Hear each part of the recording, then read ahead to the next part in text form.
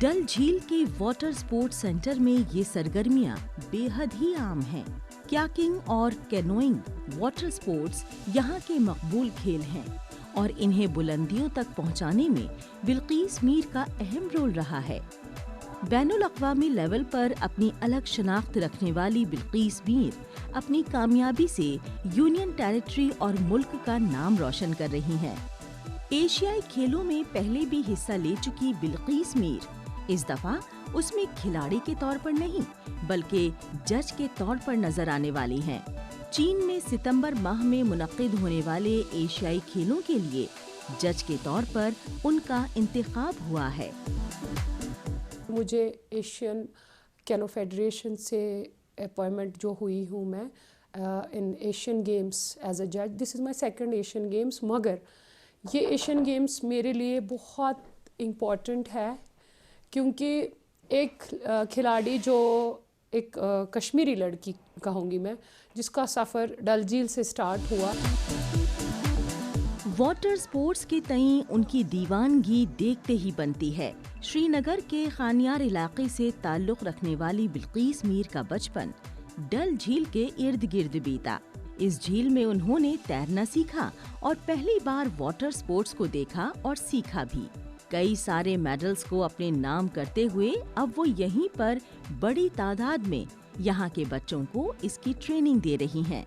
Canoeing को खेलने में तो उनका तजर्बा शानदार रहा ही है। कोच के तौर पर भी उन्होंने बहुत कुछ सीखा और जाना है। अब यही उनकी हालिया कामयाबी की बुनियाद साबित हुआ है।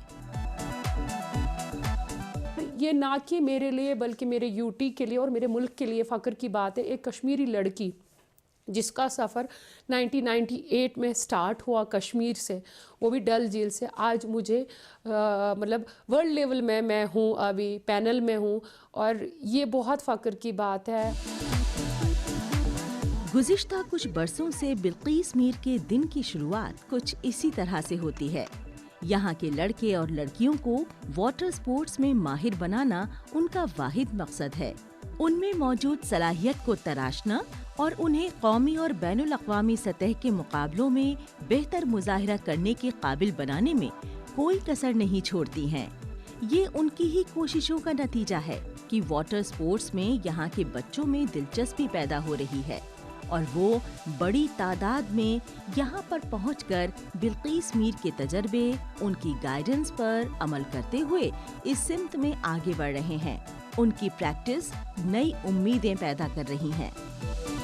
बिल्कुल, वुमेन एम्पावरमेंट हम उसमें कह सकते हैं जब वुमेन को डिसीजन मेकिंग में लाएंगे, डिसीजन जहां होगी। सो मुझे लगता है ये बहुत बड़ा उसका स्टेप है कि हमें उस प्लेटफॉर्म पे ला रहे हैं जहां पर वुमेन्स का बहुत कम रोल रहता था। तो इंशाल्लाह मैं इसको ईमानदारी से निभाऊंगी और टेक्निकली निभाऊंगी और बड़ी ईमानदारी से इस चीज़ को मैं निभाऊंगी और आने वाले दौर में हम देखेंगे कि एक बिल्कीस नहीं 1000 बिल्कीस निकले। एक बड़ी अचीवमेंट है वाटर स्पोर्ट्स के लिए, खासतौर जम्मू कश्मीर के लिए।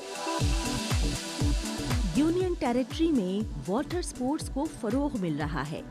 इसके लिए बाकायदा अर्गोमीटर मशीनों को मुतारिफ किया गया है।